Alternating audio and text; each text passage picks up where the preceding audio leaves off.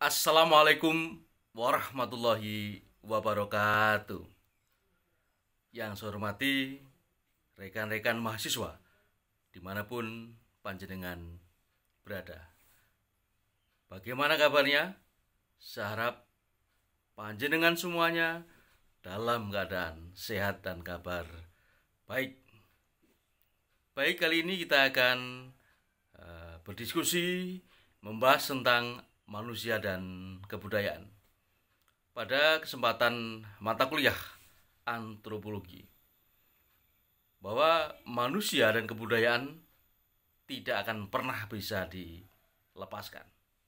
Selama ada manusia, kemudian manusianya berinteraksi bersama dengan individu-individu yang menjadi suatu kesatuan dalam masyarakat, pasti akan menciptakan sebuah kebudayaan-kebudayaan yang mana semua kebudayaan dibangun merupakan dalam rangka untuk memenuhi kebutuhan hidup manusia. Baik kebudayaan yang merupakan hasil pola pikir, karya dan cipta manusia yang berupa ide, kemudian gagasan, sistem maupun juga dalam bentuk benda-benda yang berwujud. Apa itu kebudayaan? Nah, di sini kita akan banyak mengupas tentang definisi dari kebudayaan itu sendiri. Kebudayaan berasal dari bahasa Sanskerta, yaitu budaya, bentuk jamak, kemudian bentuk tunggalnya adalah budi dan akal. Karena lagi-lagi kalau kita bicara kebudayaan berasal dari pengembangan budi dan akal manusia untuk memenuhi kebutuhan hidupnya, berkarya, berinovasi, menciptakan berbagai karya-karya untuk memenuhi kebutuhan hidup, baik mulai dari kebutuhan untuk makan, untuk minum, untuk hidup seperti rumah tinggal, rumah, kemudian alat-alat untuk mencari mata pencarian, misalkan untuk mencari ikan, kemudian untuk bertani, bercocok tanam, alat-alatnya diciptakan terus mengalami perkembangan dari waktu ke waktu sesuai dengan perkembangan teknologi yang ada di sana. Kemudian bahasa Inggris adalah kultur atau dalam bahasa Latin koler, artinya mengolah dan mengerjakan, yaitu mengolah tanah atau bertani. Jadi kultur adalah segala daya dan upaya manusia untuk mengolah dan mengubah alam menurut Sukamto tahun 90, halaman 188.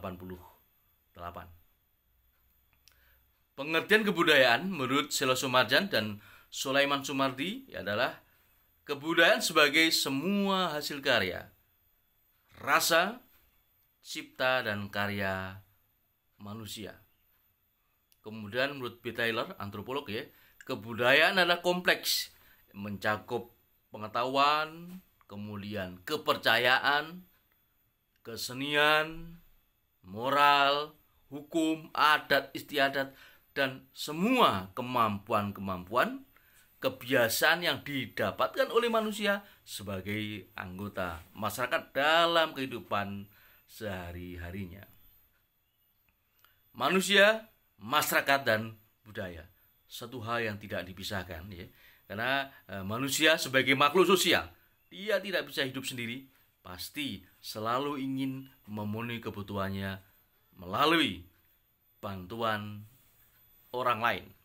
Dan manusia sebagai makhluk sosial selalu memerlukan bantuan orang lain untuk memenuhi kebutuhan apa saja, mulai makan, minum, tempat tinggal, dan sebagainya. Selalu kita ini membutuhkan orang lain.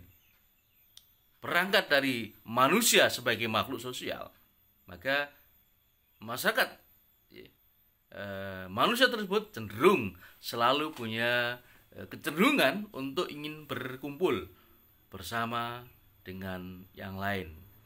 Kemudian dari semua aktivitas yang dilakukan oleh manusia dalam masyarakat, maka memunculkan berbagai budaya, yang mana Budaya-budaya ini merupakan satu hal yang dilakukan setiap hari, setiap saat, diulang-ulang dan disepakati, akhirnya menjadi satu hal yang selalu dilakukan secara turun-temurun atau tradisi. Lalu yang menjadi latar belakang apa? Pertama adalah masyarakat adalah orang yang hidup bersama, kemudian menghasilkan kebudayaan. Yang kedua, tidak ada masyarakat yang tidak memiliki kebudayaan.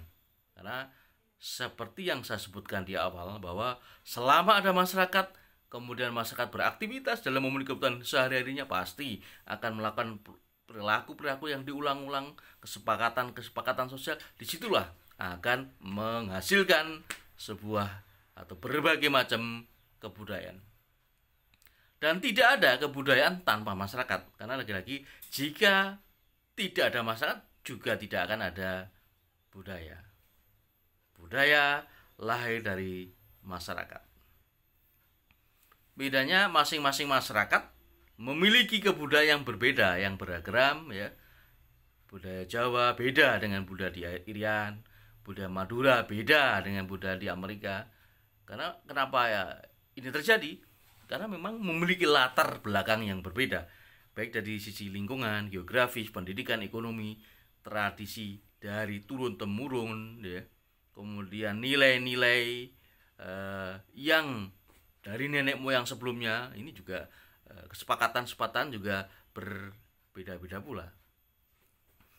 Kemudian produk kebudayaan, yaitu cipta atau immaterial kultur, adalah kemampuan mental, kemampuan berpikir yang menghasilkan filsafat serta ilmu pengetahuan. Kemudian karsa merupakan kecerdasan dalam menggunakan karya, rasa, dan cipta secara fungsional, menghasilkan sesuatu yang bermanfaat bagi manusia. Kemudian kebudayaan dibagi dalam dua bentuk, yaitu kebudayaan materi dan kebudayaan non-materi. Kebudayaan non-materi adalah bisa dari kata-kata yang digunakan oleh orang berupa hasil pemikiran, kemudian keyakinan, kebiasaan, dan hal-hal yang selalu diikuti oleh anggota masyarakat dan tidak terlihat oleh mata. Namun kebudayaan materi sebaliknya adalah yang bisa dilihat, yaitu berupa produk-produk, misalkan ada keris, ada gong, kendang, candi, alat-alat mebel, mobil, dan sebagainya. Kalau kita telisik contoh-contoh kebudayaan non materi, misalkan ada filosofi Jawa ya, banyak anak banyak rezeki. Kemudian ada lagi Witing Tisno, Jalaran Saka Kulino, becek titik Allah ketara ya. Kemudian ada lagi surup-surup pecah perawan, ojo lungguh nangar pelawang. Sopo sing tandur bakal panen, mangan ramangan sing penting kumpul ya. Jeri Basuki Mobyo, Kebo Nusugudel, mendem juru mikul dhuwur, adigang adigung lembur dinding pastuti, ojo digebyah ya padha asine. Ini adalah contoh-contoh kebudayaan non materi yang merupakan karya dari para leluhur kita yang sangat memiliki nilai filosofi tinggi dan diyakini memberikan sebuah pedoman dan juga nilai-nilai bagi masyarakat Jawa. Ada lagi tradisi Jawa misalkan tentang perkawinan ya. Itu bibit bobot pertimbangan-pertimbangan itu menjadi satu tradisi dalam budaya. Kemudian ada lagi kebudayaan materi seperti yang kita ungkap tadi, ada candi, ada gong, keris, dan sebagainya. Kemudian kebudayaan sebagai sistem norma, bahwa kebudayaan berarti menyangkut aturan yang harus diikuti, yang disepakati, maka kebudayaan akan menentukan standar perilaku. Contoh misalkan dalam bersalaman ya, mengulurkan tangan kanan.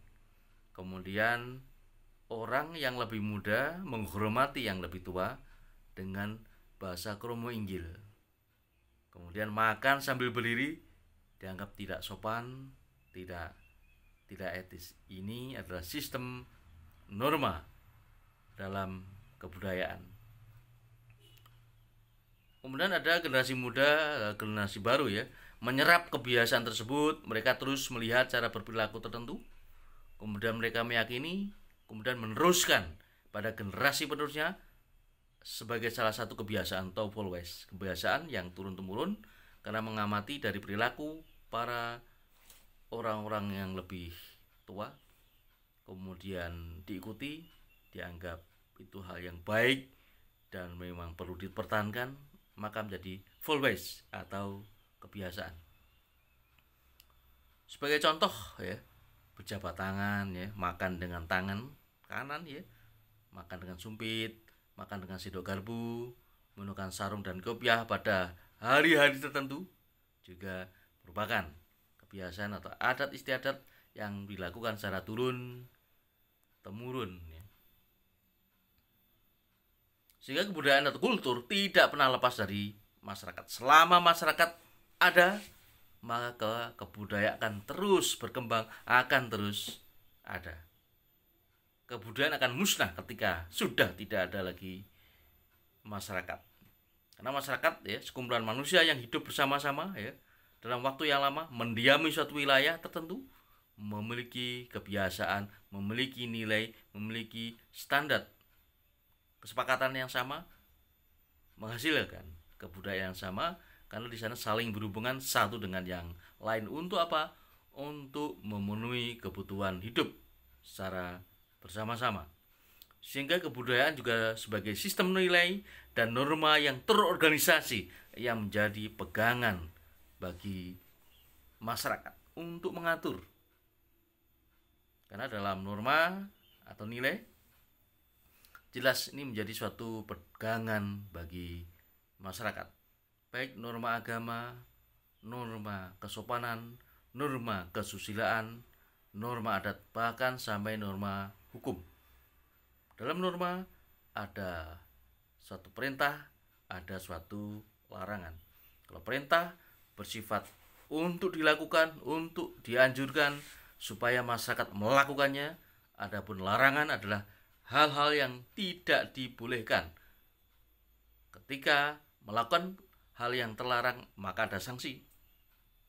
Mulai dari sanksi sosial, bahkan kalau sudah bicara norma hukum, sanksi adalah sanksi hukum. Dalam skala bangsa dan negara, kebudayaan daerah akan memperkuat kebudayaan nasional ya. Bahkan kebudayaan nasional diakui dan dimiliki oleh seluruh masyarakat yang ada dalam bangsa tersebut ya. Di merah putih adalah simbol budaya yang harus diikuti oleh warga negara Indonesia. Ada 6 unsur kebudayaan yang dianggap sebagai kultural universal. Kebudayaan secara universal diakui oleh masyarakat dunia. Pertama adalah peralatan dan perlengkapan hidup manusia, mulai dari pakaian, kemudian rumah, alat-alat rumah tangga, senjata, alat produksi, transportasi, dan sebagainya. Ini merupakan unsur-unsur kebudayaan yang dianggap sebagai kultur universal. Masyarakat di negara manapun pasti ada sejarah serta budaya-budaya pada peralatan dan perlengkapan hidup manusia yang terus mengalami perkembangan dari masa ke masa. Yang kedua adalah mata pencarian dan sistem-sistem ekonomi, mulai dari pertanian, kemudian peternakan, sistem produksi, sistem distribusi, dan sebagainya, yang dari waktu ke waktu akan mengalami inovasi dan perkembangannya. Kemudian sistem masyarakat yang ketiga ya, baik berupa sistem kekerabatan, kemudian organisasi politik, sistem hukum, dan juga sistem perkawinan. Kemudian bahasa, baik berupa lisan maupun tertulis, itu ada karya-karya sastra, kemudian karya-karya para pujangga dan sebagainya, juga merupakan sebuah kebudayaan yang bisa dibaca, bisa terus akan diteruskan pada generasi-generasi selanjutnya. Termasuk yang kelima adalah kesenian, seni rupa, seni suara, seni gerak, dan sebagainya. Kemudian yang keenam adalah sistem kepercayaan. Lalu fungsi kebudayaan bagi masyarakat apa? Pertama adalah untuk melindungi diri terhadap alam. Bahkan budaya orang Papua, gunung sebagai ibu, melindungi diri untuk memiliki kebutuhan hidup ya, Juga yang kedua adalah untuk mengatur hubungan antar manusia supaya masyarakat selalu tentram, masyarakat damai, teratur, menjamin keselamatan dan kenyamanan bersama. Kemudian yang ketiga adalah sebagai wadah daripada segenap perasaan manusia untuk menunjang, memenuhi kebutuhan hidup. Ini adalah sifat hakikat kebudayaan ya. Ada 4 ya. Ya, tersalurkan dari perilaku manusia ya. Kemudian kebudayaan telah ada terlebih dahulu daripada lahirnya suatu generasi tertentu dan tidak akan mati dengan habisnya usia generasi yang bersangkutan ya. Kebudayaan diperlukan oleh manusia, diwujudkan dalam bentuk tingkah laku. Kemudian juga berisi tentang tindakan yang diterima, yang ditolak, dan tindakan-tindakan yang dilarang. Itu yang berada pada sifat hakikat, pada ciri bagi setiap kebudayaan ya. Kepribadian, perilaku, dan kebudayaan ini juga sangat berkaitan karena kepribadian merupakan latar belakang perilaku manusia dan kepribadian menunjukkan pada sikap dan pikiran individu masyarakat yang terus akan mengalami perkembangan, kesepakatan, dan juga standar nilai yang menjadi ukuran pada masyarakat tertentu.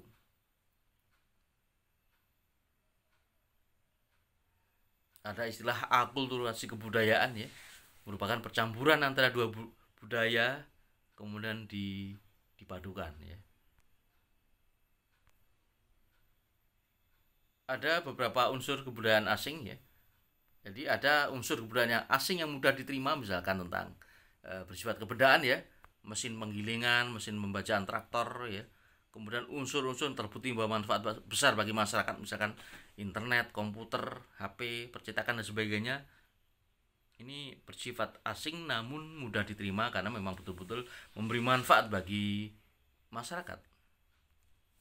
Adapun ada juga unsur-unsur yang budaya asing yang tidak diterima bahkan bertentangan dengan budaya masyarakat Indonesia. Misalkan adalah ideologi ISIS, komunis, liberal ya, yang tidak cocok dengan budaya masyarakat ya, radikalisme, kemudian budaya free sex, LGBT, dan juga miras. Ini tidak cocok, tidak diterima oleh budaya masyarakat Indonesia.